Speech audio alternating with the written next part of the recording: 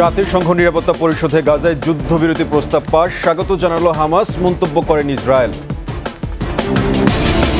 থমকে আছে প্রজনন হার 2% নামানোর পরিকল্পনা, বেড়েছে জনসচেতনতা। বিশ্বকাপে বাংলাদেশ দক্ষিণ আফ্রিকার শ্বাসরুদ্ধকর ম্যাচ, তীব্র লড়াই করে 4 রানে হারল টাইগাররা।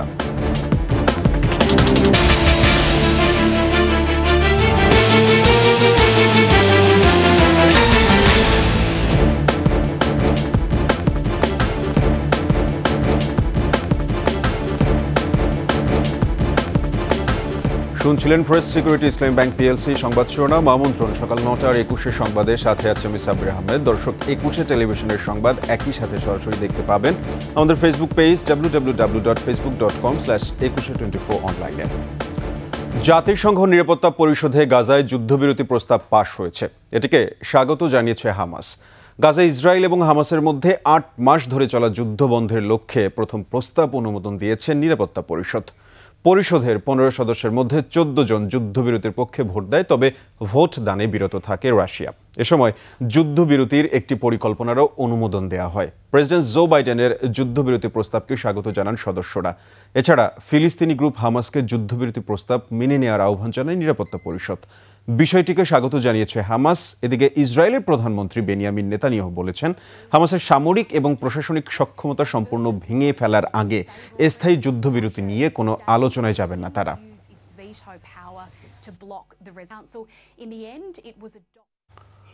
প্রজনন হার 2% নামিয়ে আনার লক্ষ্যমাত্রা অর্জনে মেলেনি সফলতা।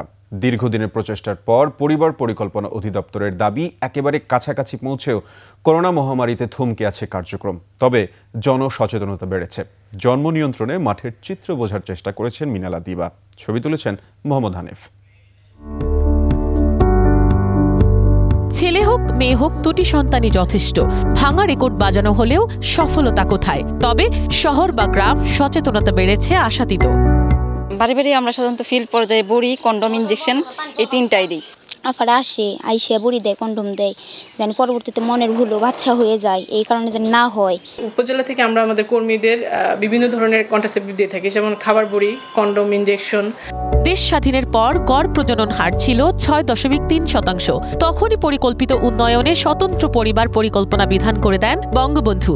80-র দশকে জন্মহার 2% নামানোর লক্ষ্যমাত্রা নিয়ে শুরু হয় ব্যাপক কর্মযজ্ঞ।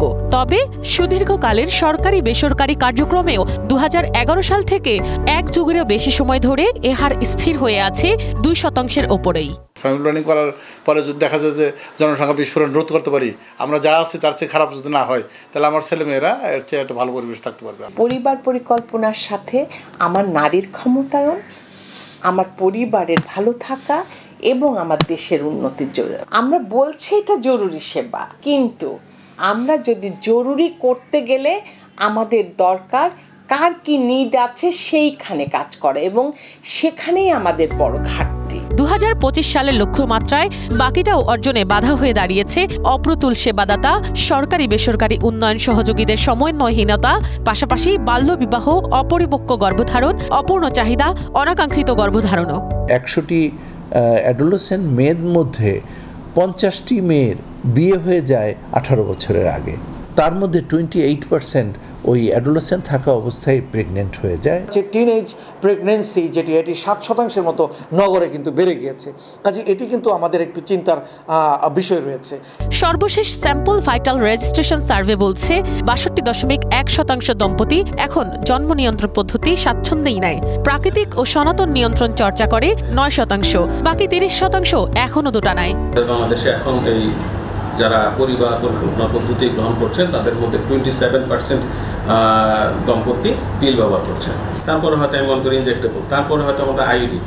এই নিডগুলো আমরা কিন্তু আগে থেকে অ্যাসেস করেছি। খাবার বড়ি, ইনজেকশন, ইমপ্লান্ট ও কন্ডোমের মতো জন্ম নিয়ন্ত্রণ সামগ্রী বিনামূল্যে বিতরণ ও সচেতনতা কার্যক্রম চালিয়ে যাচ্ছে পরিবার পরিকল্পনা অধিদপ্তর। এরপরেও 60% মানুষকেই সেগুলো কিনতে হয় উচ্চ মূল্যে। প্রোডাক্টেরও দাম কম বেশি আছে। অনেকে যারা আগে বেশি দামের গুলো ব্যবহার করতো তারা ওইটা একটু কম দামের গুলো ব্যবহার করে। অনেক বড় পরিবার চালানো আসলে অনেক কষ্টকর। জন্ম বিরতিকরণ যে মেডিসিনগুলো ইয়েগুলো আছে, এই যেমন কন্ডম, পিল, এগুলি আগের তুলনায় অনেক দাম বেড়ে গেছে। এখানে সরকারি সেবার চেয়ে বেসরকারি সেবাটা মুখ্য হয়ে দাঁড়িয়েছে। এখন নিম্ন আয়ের যে মানুষগুলো রয়েছে তাদের এই সেবাটা ক্রয় করে নেওয়ার ক্ষেত্রে এক ধরনের প্রতিবন্ধকতা রয়েছে কিনা, যদি দাম যদি বেড়ে যায়, ক্রয় ক্ষমতার বাইরে চলে যায় এবং আয় উপার্জন যদি কমে যায়, সেটি কিন্তু একটি প্রভাব ফেলবে এই জায়গা। সম্মিলিত প্রচেষ্টা করতে পারি এবং প্রচেষ্টাকে আবার জোরদার করতে পারি, তাহলে কিন্তু আমার মনে হয় এই যে বাকি যে বাধাটুকু আছে সেটুকু আমরা অর্জন করতে পারবো। প্রজনন হার কমানোর বিষয়ে সচেতন সবাই, কিন্তু পথের বাধাগুলো না সরায় অর্জিত হচ্ছে না লক্ষ্যমাত্রা। মিনালা দিবা, একুশে টেলিভিশন, ঢাকা। টি-20 বিশ্বকাপ প্রসঙ্গ।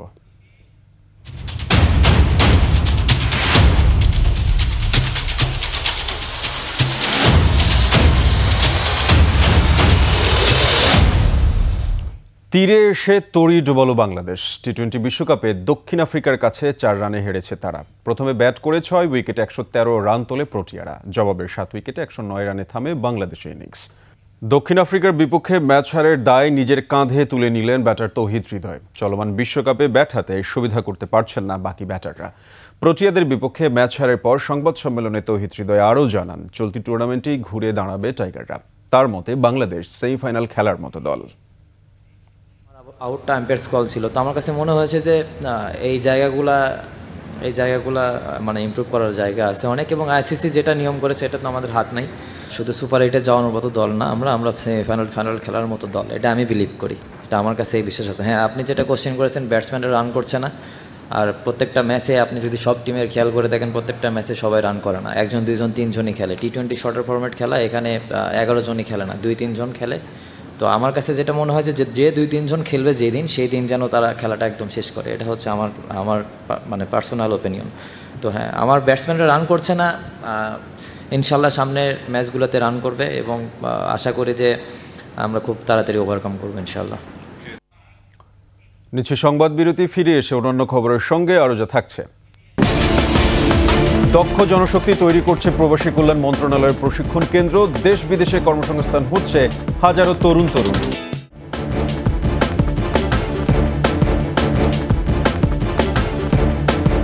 আমন্ত্রণ আবারও সকাল 9টার 21 সংবাদে। এবার বিকাশ ঈদ কেনাকাটা।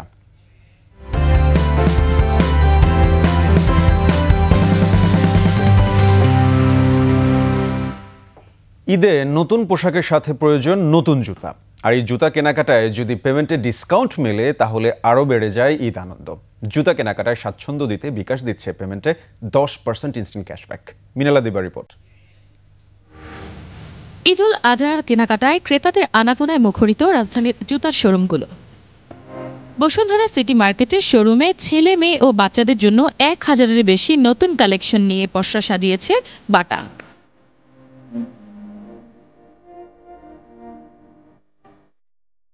ছেলেদের জন্য আছে পাঞ্জাবির সাথে পরার স্যান্ডেল, আছে Hush Puppies moccasin, Comfit sandal, Hush Puppies sandal সহ বাটার স্যান্ডেলও। মেয়েরা পাবেন আরামদায়ক স্যান্ডেল, হাই হিল, ফ্ল্যাট, ওয়েস্ট হিল, হিল সহ নানা ডিজাইনের জুতা। বাচ্চাদের জন্য রয়েছে আরামদায়ক সব জুতার সমারোহ। পছন্দের পণ্য কেনাকাটার পর বিকাশ পেমেন্টের কুপনে D10 যোগ করলেই ছটপট 10% ক্যাশব্যাক পাচ্ছেন ক্রেতারা। 1000 টাকার উপরে যদি কোনো কিছু পারচেস করে, সেটা হচ্ছে বিকাশের অ্যাপস দিয়ে যদি স্ক্যান করে পেমেন্ট করে, এরপরে কুপনটা অ্যাড করতে হবে D10, কুপনের ঘরে D10 লিখে ওটা অ্যাড করতে হবে।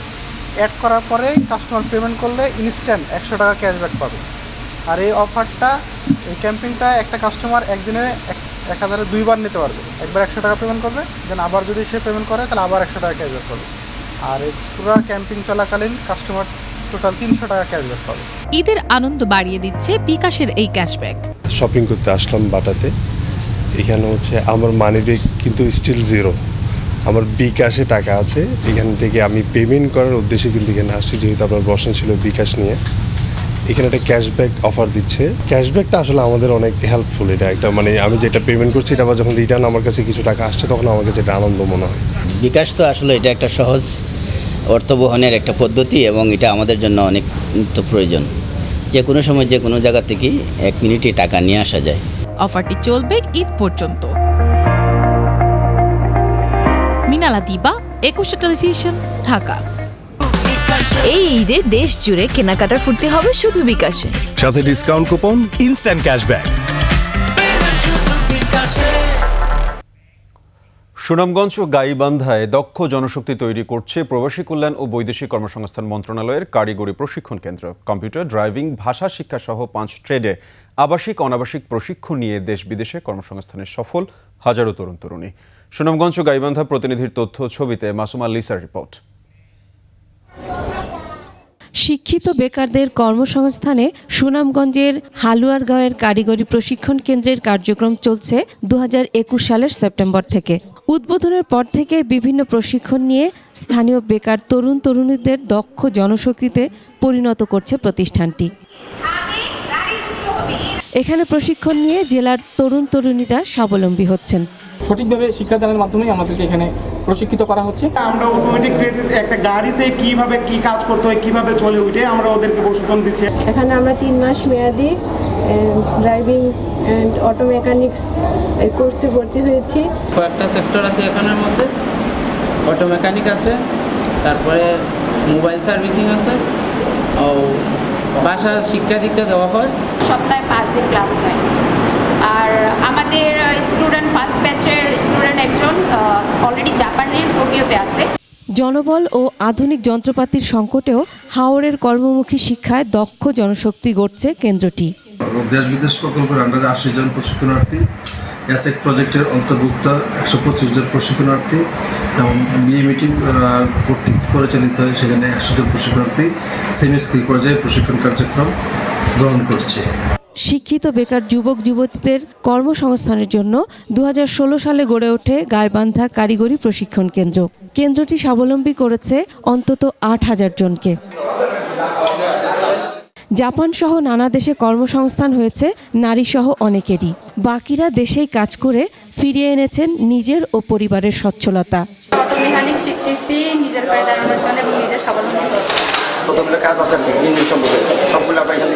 এখানে গার্মেন্টসে আমি কাজ শেখার জন্য আসছি, অনেক দূরে আমি কাজ শিখছি। ওয়েল্ডিং এর বিশাল পরিধি আছে। আমাদের টিগ এবং মিগ ওয়েল্ডিং ততটা কঠিন কিছু না, এটা মেয়েরাও করতে পারে। এখন আমাদের 30 জন প্রশিক্ষণার্থীর মধ্যে 16 জন মেয়ে। সঠিকভাবে এখানে সেলাই প্রশিক্ষণ করায়, প্রশিক্ষণ শেষে এদেরকে জবের ব্যবস্থা করা হয়। স্কিলের দিক থেকে বেশি দরকার ওয়েল্ডিং, তারপরে ইলেকট্রিক্যাল, মেশিনস অফ প্র্যাকটিস, এই সমস্ত প্রশিক্ষণেও অকুপেশনেও মেয়েরা অংশগ্রহণ নিচ্ছে। দেশ বিদেশের কর্মক্ষেত্রে নিজেদের দক্ষতার প্রমাণও দিচ্ছেন কেন্দ্রগুলোর শিক্ষার্থীরা। Masuma Lisa, 21 television. টাঙ্গাইল শহরের বুক চিরে বয়ে যাওয়া এক সময়ের খরস্রোতা লৌহজং নদী দখল দূষণে মৃত খালে পরিণত হয়েছে। বিপর্যস্ত নদী পাড়ের পরিবেশ, নেতিবাচক প্রভাব পড়েছে জীববৈচিত্র্য। এমন পরিস্থিতিতে লৌহজং নদীর প্রাণ ফেরাতে সমন্বিত উদ্যোগ নিচ্ছে পৌরসভা ও জেলা প্রশাসন। টাঙ্গাইল প্রতিনিধি কাজী রিপনের তথ্যচিত্রে আরও জানাচ্ছেন সমর ইসলাম। টাঙ্গাইল শহরের মাঝ দিয়ে বয়ে যাওয়া লৌহজং নদী দিয়ে একসময় পালতোলা নৌকা চলাচল করত। ব্যবসা বাণিজ্যের প্রসারে গুরুত্বপূর্ণ ভূমিকা ছিল এই নদীর। কিন্তু নানা সময়ে প্রভাবশালীদের দখল আর দূষণে নদীটি এখন মরা খাল। টাঙ্গাইল পৌরসভার সেন্ট্রাল ইটিপি না থাকায় ড্রেনের ময়লা, দূষিত পানি ও শহরের আবর্জনা পরিশোধন না করে সরাসরি নদীতে ফেলা হয়। পচা পানির দুর্গন্ধে আশপাশে বসবাস করা দুষ্কর, মরে যাচ্ছে জলজ প্রাণীও। আজকে এর যে পরিণতি, যে দুরবস্থা দেখতে পাচ্ছি, তাতে আমাদের পরিবেশের ভারসাম্য নষ্ট হচ্ছে, সুস্থ জীবনযাপনের পরিবেশ সেটা বিনষ্ট করছে। সেন্ট্রাল ইটিপি নির্মাণ করে এই বর্জ্যগুলি দূষণমুক্ত করে নদীতে ফেলা হলে এই নদীর যে প্রতিগন্ধময় দুরবস্থা এটি দূরীভূত হবে। পরিবেশ আন্দোলনের কর্মী সহ স্থানীয় স্বেচ্ছাসেবী সংগঠনগুলো এবার নদী উদ্ধারে যৌথভাবে কাজ শুরু করেছে। শহরের পরিবেশ রক্ষায় নদীর নাব্যতা ফেরানোর তাগিদ তাদের। এই উদ্ধার অভিযান বারবার শুরু হয়ে আবার বন্ধ হয়ে যায়। এবার যেন এই নদী উদ্ধার অভিযান অব্যাহত থাকে। প্রকৃতির বিশাল একটা বিপর্যয় ঘটেছে। নদী যদি বহত থাকতো তাহলে দুই পারে যে বৃক্ষরোপণ হতো, এই দুই দিকে যে মানুষজন ছিল তারা প্রাকৃতিক ভারসাম্য তারা ফিরে পেত। লৌহজং নদীকে আগের অবস্থায় ফিরিয়ে আনতে নানা পরিকল্পনার কথা বলছে পৌর কর্তৃপক্ষ, আর জেলা প্রশাসন বলছে অবৈধ স্থাপনা উচ্ছেদ করে নদী পারে রাস্তা নির্মাণের কথা। যারা অবৈধভাবে স্থাপন করে জায়গা দখল করে রেখেছেন এগুলাকে শনাক্তকরণ করা হচ্ছে, অবৈধ উচ্ছেদ করা হবে এবং সেইখানে দৃষ্টি নান্দনিকভাবে আমরা সেই শহরটা গোছানোর জন্য পরিকল্পনা রয়েছে। আমরা আশা করছি খুব দ্রুততম সময়ের মধ্যে লৌহজং নদীর সেই যে পুরনো পানি প্রবাহ সেটি আমরা ফিরিয়ে আনতে পারব। প্রকৃতি ও পরিবেশের স্বার্থে নদী রক্ষায় সমন্বিত উদ্যোগ সফল হবে, এমনটাই প্রত্যাশা টাঙ্গাইলবাসীর। সমর ইসলাম, 21 টেলিভিশন। আর এর সাথে শেষ করছি সকাল 9টার 21 সংবাদ। যাবার আগে ফ্রেশ সিকিউরিটি ইসলামী ব্যাংক পিএলসি সংবাদ শিরোনামগুলো আরও একবার। জাতিসংঘ নিরাপত্তা পরিষদে গাজায় যুদ্ধবিরতি প্রস্তাব পাস, স্বাগত জানালো হামাস, মন্তব্য করেন ইসরায়েল। থমকে আছে প্রজনন হার, 2% নামানোর পরিকল্পনা, বেড়েছে জনসচেতনতা। বিশ্বকাপে বাংলাদেশ দক্ষিণ আফ্রিকার শ্বাসরুদ্ধকর ম্যাচ, তীব্র লড়াই করে 4 রানে হারল টাইগাররা।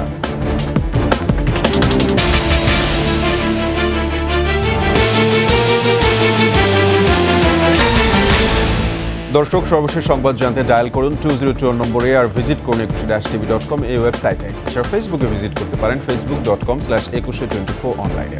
এতক্ষণ সাথে থাকার জন্য সকলকে ধন্যবাদ। পরবর্তী সংবাদ দুপুর 12টায় দেখার আমন্ত্রণ রইল। 21-এর সাথেই থাকুন।